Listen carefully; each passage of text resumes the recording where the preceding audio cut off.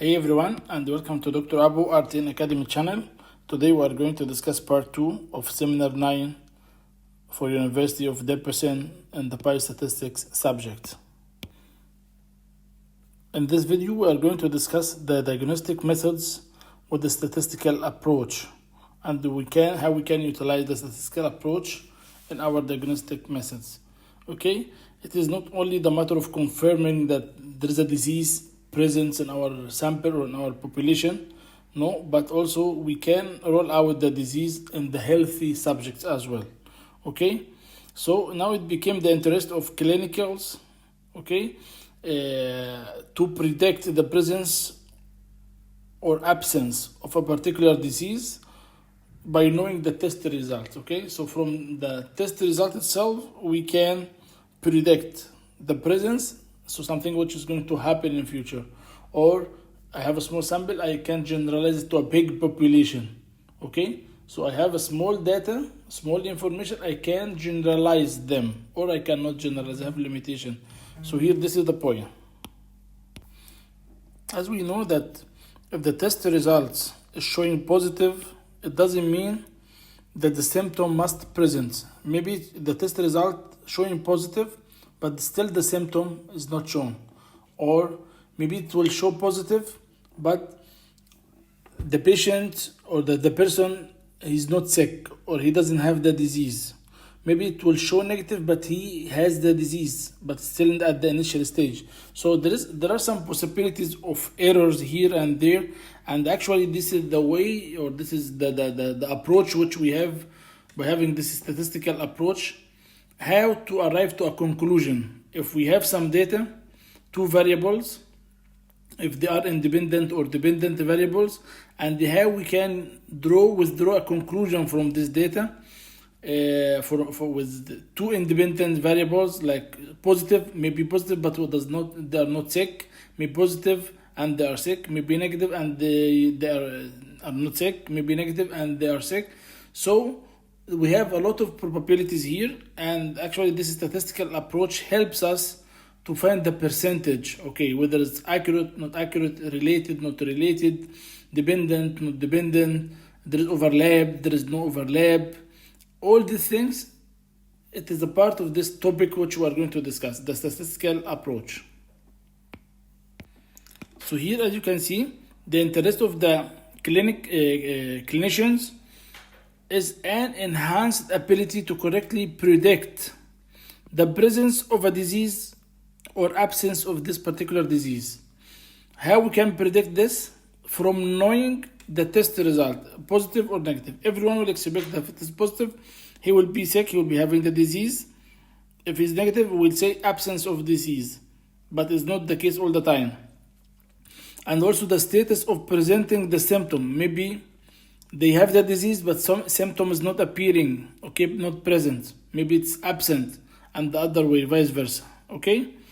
The investigated population contains both healthy and diseased individual, okay? The outcomes of our test results is readings. For example, for the diabetes people, someone will score 6.9, someone will score 7.2, 9.7, 3.2, 1.5, 2.6, and so on. So these are called quantitative, okay? Quantitative readings or quantitative diagnostics test giving us readings, value, as we said earlier. We have qualitative or categorical, and we have quantitative. Quantitative give us readings, value, the height 158, 172, 183, 192, and so on, values, okay, numbers. So quantitative diagnostic test, in the case of blood pressure, 120 over 80, okay, these are the values.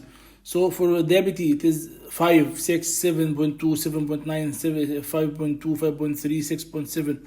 So what is the cutoff point? If someone exceeded, I can say he's diabetes or has the disease. If he's before it, I can say that he doesn't have. For example, for the diabetes, they assume that 6.9, if the reading is 6.9, this is the cutoff point. More than 6.9, he will be diabetes, has the disease. Okay, and before, not diabetes. So this is called cutoff point, okay? So quantitative data, the numbers and reading which you can use, we can put them into classes. At the end of the day, I get all the values 5.7, for example, it will not be, it will be under not diabetes. If it is 8.2, it will be under diabetes. So I can put them under two categories. At the end of the day, I can have diabetes and not diabetes, okay? So I can put count here and put, for example, here 13 and here 24 and so on. So I got the number under each category, but this number was based on quantitative data, which I have readings. So quantitative diagnostic tests classify patient as positive for disease or as negative for disease based on the readings, based on the data, which quantitative data which we have, okay? Based on the base, whether they fall above or under the cutoff. Sometimes they call it threshold or cutoff, okay? Cutoff value, okay? As we can see here, we can have three categories or three separations. They're called three separations to separate or to distinguish between the healthy people. Healthy means the people who does not have the disease. They are disease free, okay? And the diseased people who has the disease, okay? So they have three separation. So overlapping distribution means that I have something and something overlap. So this is overlapping area, like the Venn diagram, if you remember. This is called overlapping area. It's combined, it's shared between them, okay? So here the same thing. We have here overlapping distribution, three subcategories related to separation between the healthy means diseased free, and the diseased population. We may have the people who are completely separated, okay? So the possible three ways here, let us get different color, okay? So orange, for example. So the three possible ways here that we may have diseased people under this normal distribution, okay? Under this normal distribution, diseased people, and they are fully separated from the healthy people. So healthy people are separate distribution graph and disease separate. There is no overlap between them. Or I may have some overlapping area here. See, we have overlap area here between them. So in this case, the diseased people, the healthy people, the diseased free people or healthy people in this green one, and the diseased in the red one, and you have one area which is common for both of them. So this is called partial overlap. Partial means partly, part of it only, okay? And this is the most common scenario, the most common case which we have, okay? So complete separation, this would be perfect type. Okay, partial overlap, this would be the most common type. Okay, full overlap means that I have the full patient or the full healthy people, and inside the healthy people I have the diseased people inside them under the same distribution curve. So in this case, I cannot get any useful data because they are mixed together. I don't know who's diseased and who's diseased free or who's healthy. Okay, I cannot determine which one of them is diseased. But here, at least, for these areas, I know these are the healthy people, these are the diseased people. Here, at least, this green one, the remaining part, I'm sure that they are healthy. And these people who are here also, I'm sure that they are diseased. And this area will be the overlap area. But here, everything is overlap. All the diseased people inside the healthy people, so I cannot get any benefit from it. Okay?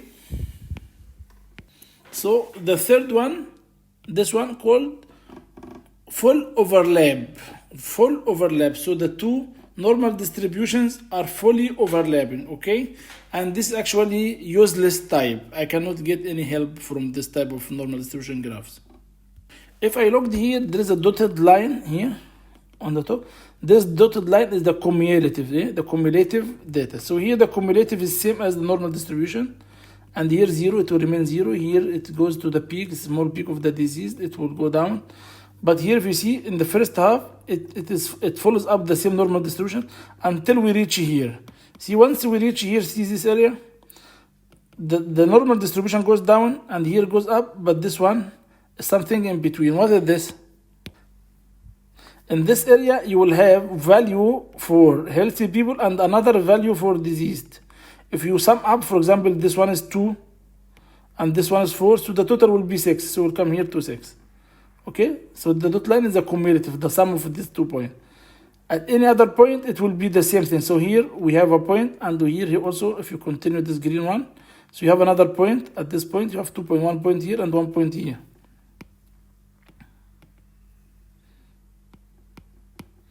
Let's get a green one.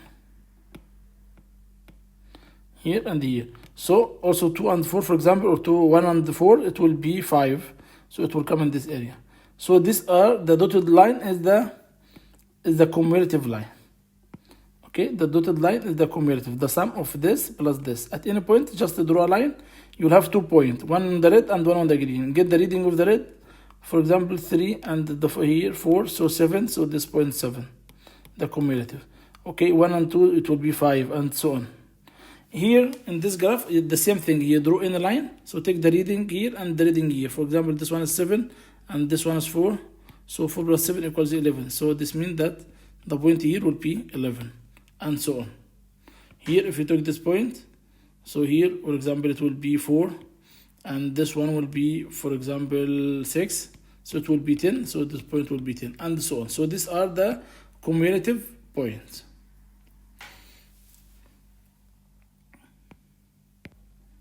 So when we have this, before that, now we have 3 types of the separation: complete separation, as we said here, complete separation. Everyone is separate.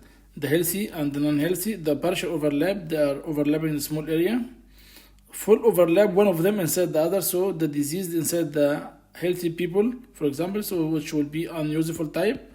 Okay, the most common is the partial overlap. In our consideration of a screening test, so this type of test called screening test. So are getting the people and ask them question or measure not ask them, measuring their blood pressure, their blood pressure, measuring their sugar level, glucose level, and determine whether they are diabetes, they have high blood pressure, they have what, they have a virus, they have disease, certain disease, they have a symptom. So when we do this, we are doing a screening. So screen the people out to see who has the disease, or who has the virus, or who is scoring more than the cutoff point or the cutoff value, and who's scoring lower than this. So this is called the screening test or screening out. So into consideration of the screening test, we must be aware that the fact that they are not, if we have any test and we get the result, it is not always infallible. Infallible means the person who is not doing any mistake, never did any mistake. So this type of screening test, it's subject to error. It must have errors. It is not infallible, okay? So that a testing procedure may yield to a false positive. So maybe we end up with a false, that the person has the disease, but it is false positive. He's not really having the disease, but the result or the answer gives us that he is positive, okay? But this positive is false. It is not true. Okay, and maybe we'll get someone negative, doesn't have the disease, but in reality he has. So it's called false negative. So we may have something called false negative or false positive. Okay, so FP or FN. Okay, so always the thing start with F means the error. Okay, F means the error. False positive, the error and the positive. False negative, the error and the negative. So in this statistical approach, okay, and in order to have the diagnostic method, we'll have in such cases 2 dimensions, x-axis and y-axis, okay? In x-axis, we'll have 2 things, whether one will happen and the other one will not happen, and also in y direction, we'll have one which will happen and one which will not happen, okay? So in this example here, we have the test result, okay? The test result, it is either test is positive, which means that we have the disease because we are testing for a disease. If it's positive, this means the person has the disease. Or test is negative, so the person doesn't have the disease. Okay? So we expect if it is positive, the person should have the disease. But I found another column which is y-axis for the disease, which said that the disease may be absent or may be present. Okay, so some people who tested positive, which should have the disease, so I noticed that some of them having the disease and some of them, they don't have the disease. If they don't have the disease, but the test is showing positive, this means that this positive called false positive. So false positive means that it is positive, but it's not the right one. Okay, so this is positive because they tested positive, but this positive is false because the disease is absent. It doesn't show the disease. It doesn't show the symptoms of the disease.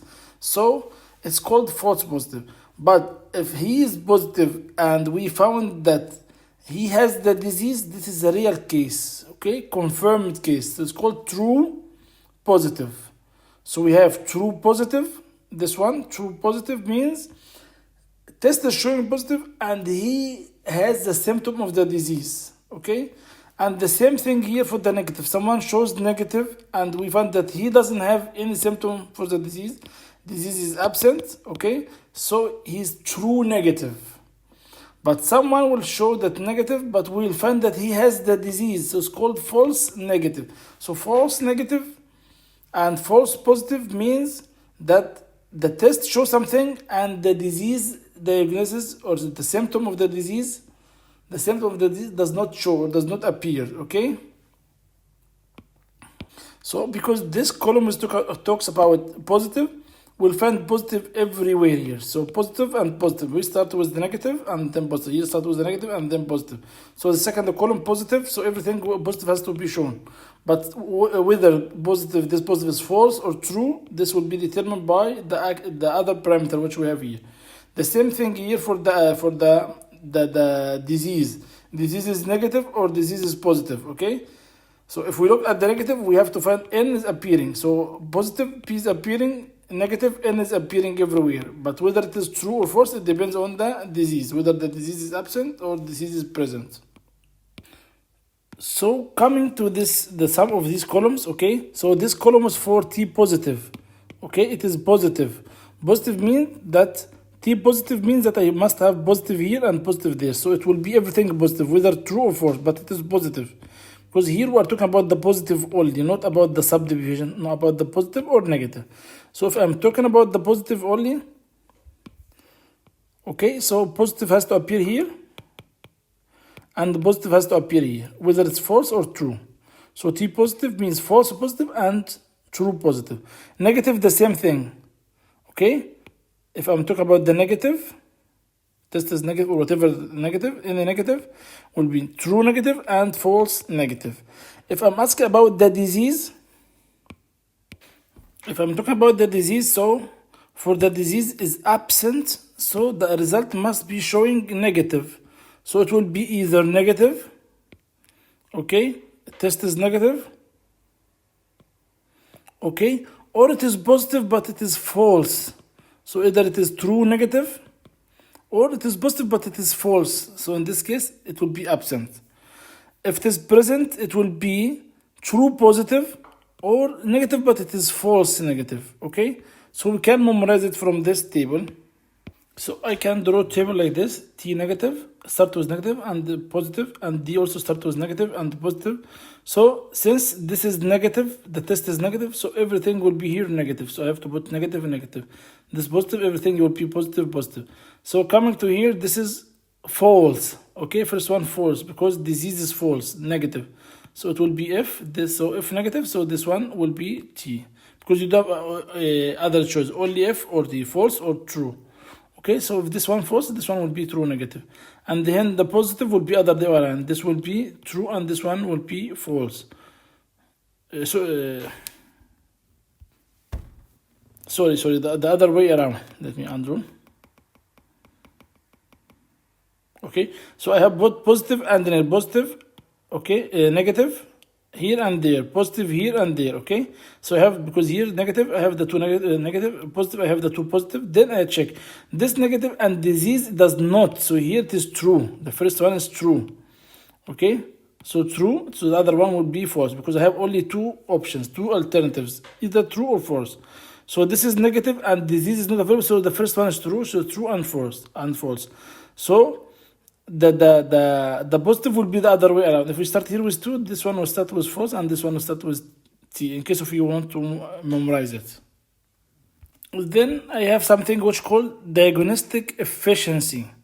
Efficiency means the outcome or the useful property which I'm looking for, divided the total. The same thing will be applicable here. So efficiency means here the thing which I'm sure of, which is the true, whether true negative or true positive, only the true. Okay, so true negative plus true positive, true negative plus true positive, these two, the diagonal. Okay, the sum of them divided the total. This is called the efficiency, divided the total, all the sum of them. Okay, so the efficiency is the true values only, true negative, whether negative or positive, divided the total value. So coming to the prevalence. Prevalence means how the thing is spread out. Okay, the percentage, it is spread out 50% or 70%. So I have to determine the spread out of what?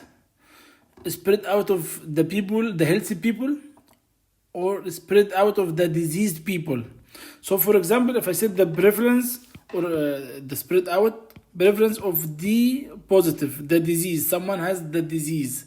So I have to look at the disease only. What is the present disease? Okay, here I'm talking about D positive. So I want the prevalence of D positive. So I have to take everything belongs to D positive. What is the things that belongs to D positive?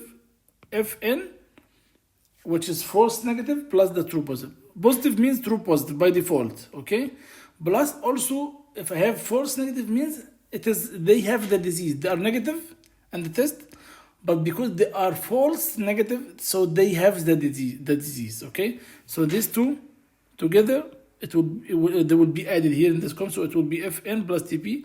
So the disease, it will be the property of this column, this one divided the total. Okay, again, so the presence of D positive, okay, this one. Okay, so this means the disease is present, Fn plus Tp. Okay, and this is the total, all of them, Tn plus Tp plus Fp plus Fn, all of them. Okay, so if I want the prevalence of D positive, so I check how much the total of D positive, regardless what's here inside, only the total of D positive, which is this figure. Okay, so it will be Fn plus Tp divided the total. Okay, so if I'm looking at the disease positive, so the total number of the disease positive. Okay, whether they are positive and true positive, or positive disease positive and the true test positive, or positive and the negative and the false negative test result. Okay, regardless of the test result, but if they are positive, disease positive, because I'm looking only for disease positive, I'm not looking at the test positive. So I'm looking only at the disease. This is my concern. Okay, the concerned area is the disease positive, regardless whether the test is negative, test is positive, false. This is the presence of the presence of the disease, which is D positive, will be equal Fn plus Tp divided the total amount. If I want the negative, it will be the other way. So for example, if I want the same thing, but this is D negative, the prevalence of D negative, it will be the sum of D negative, which is Tn plus Fp divided the total also. Okay, the total. Okay, and the same thing for T negative, and the same thing for T positive. So whatever I want to check the prevalence, I have to take the total of this criteria divided the overall total. So by looking at this graph, which you can see here, I can see that I have distribution curve which is N, negative. Okay, this is negative. This negative, all of the graph, all the area under the distribution graph is true negative, because this is negative term. Okay, negative distribution, so all the graph. So all the graph is negative, true negative, except one area which we have here is called, sometimes you remember if we said that we have said earlier, the rejection zone. If something fall within this zone, it will be rejected. The null hypothesis will be rejected. Okay, so the rejection zone here, or this area, small area, it is called, because true negative means it is negative, the result is negative, and the people does not show the disease, so they are pure negative, okay? But we have something which is negative, okay? In reality it is negative, but the test shows it is positive. So only the test, if you see here, the test shows it is positive. It is false positive. It is negative, okay? The absence of the disease, it is negative, but the test shows it is positive. So it is false positive, okay? So this false positive, it should be negative, but it shows as positive because just the test shows it is positive, but in reality it is negative, okay? So this is the gray area which we are saying that sometimes there's a potential error could happen here or there. So the N graph here, the negative graph, will have the true negative because it is negative, true negative, and false positive. If something which is positive but it is false, this means it is negative. So both of them are constituting this distribution graph. So the distribution graph will say true negative, and if you want to memorize it, the other reverse this one. True, it will be false, and negative will be positive. So you will get this area. It will be this one. So if you want to memorize it, you can memorize it in such way. This is the way I used to memorize it. So it is true negative, or the negative curve. Sorry.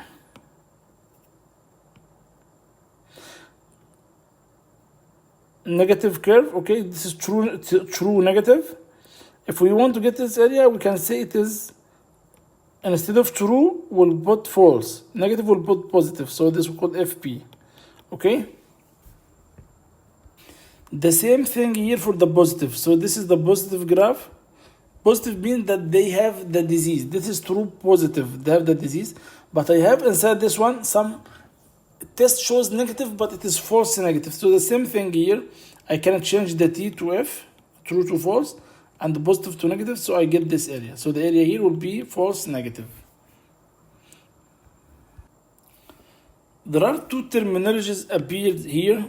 One of them called specificity and the other one called sensitivity, and many students are mixing between them. Just to make it easy for you to memorize, okay? Something sensitive, it might be dangerous or sensitive. If it happens, something sensitive will happen. So if someone has the disease, positive, it is more sensitive, okay? Because he has the disease, it is a sensitive case. So sensitivity means related to the positive distribution. So if you are talking about the positive distribution, it calls sensitivity. If you talk about the negative distribution curve, it will be a specificity, just to memorize it, okay? So something sensitive, like positive and dangerous, so it is sensitive. Something negative is specific, okay? So it's specificity. This is the way how to memorize it. So now, let us explain or describe this curve, okay? Since we understood the basics of it, this curve has two axes, x-axis and y-axis. In the y-axis, we said that the people who did the test and chose positive test, and here negative. And on x-axis, the people who are healthy. And here the people are diseased, okay?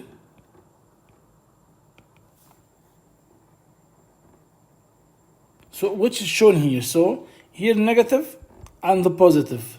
This side, the left side, which is below 0, is negative. By default, it is negative. This side will be positive. Okay? So here, the positive in the positive side and the negative in the negative side. Okay? And here it is healthy, whether they are healthy, up, or diseased, down. So all the true negative falls under the negative distribution, because this all in negative. This is the negative side. This is the negative side, okay? So all the graph here is negative, okay? So this is the negative one, but I have one part of this curve which falls in the positive side. That's why it's called positive. But it belongs to the negative curve. That's why it's called false positive. This is another way to understand it. So this portion is in the positive, but it is false positive. It belongs to the negative curve, okay? The same thing here we have with the positive curve. All the curve are in the positive side, okay? So it is positive. but I have a small part of it crossed the y-axis and became in the negative. That's why it's called false negative. False negative.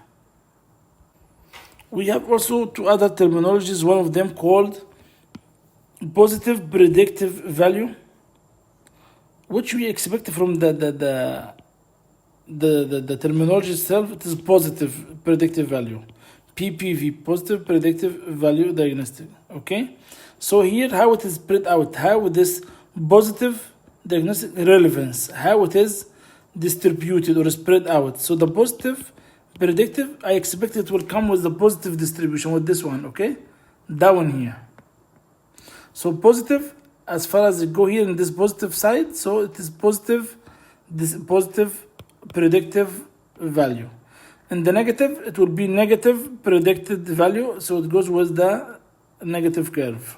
Okay, so here that's why I find arrow up, negative predictive value, because this is the negative curve, and this is PPV, positive predictive value. So when you see a question about PPV, the positive predictive value, it is positive only. So everything in the question will be related to the positive. So what he want to measure here as a screening out or as a symptom or as a probability, this probability of the positive means that I have something positive divided something else positive.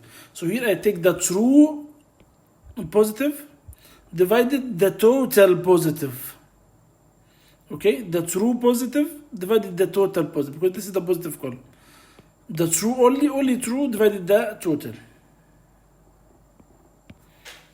which will be true positive, TB, this is the intersection of true and positive. Okay, so true, they are present, true and positive. Okay, the intersection. So we can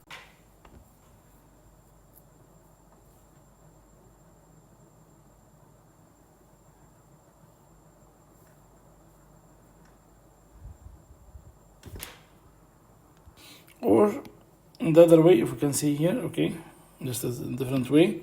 So if you can see here, this is the probability of D positive given D. You remember we have said the probability of anything given another thing, probability of D given B equals the probability of B. And instead of given, we'll convert it into intersect, D positive, intersect, T positive, divided the probability of the second one, probability of T positive. Okay, probability of D intersect T, D positive, see, D positive, intersect T positive is TP. Okay, you will give us this one, TP. So D positive intersect T positive, it will be TP. The probability of T positive, this means not this one, it will be the total, because this is the probability of the heading. Okay, it will be this one, so it will be FP plus FT. Okay, so that's why here it mentioned that can be written as probability of D given T positive, D positive given T positive. So here from the description given here, the PPV, the positive predictive value, I'm looking at the positive only positive predictive. This means the disease was the positive, the small one, divided all the positive. Okay, so the disease was the positive, like disease given, okay, that it is disease was positive value. So sorry, disease given it is positive. Okay, disease, what we're asking for, given that it is positive with the positive, so it will be D positive given that it tested positive as well, test positive. Okay, so disease positive given that it is testing positive, which we have here. Okay, so again, in order to simplify, so the positive predictive value is only the true positive divided the total of the positive. If you said the negative predicted value, the true negative divided the total of the negative. Okay, that's it, in simple. So by having this, we reach to the end of this 3 part, and we'll continue with the examples in the next video.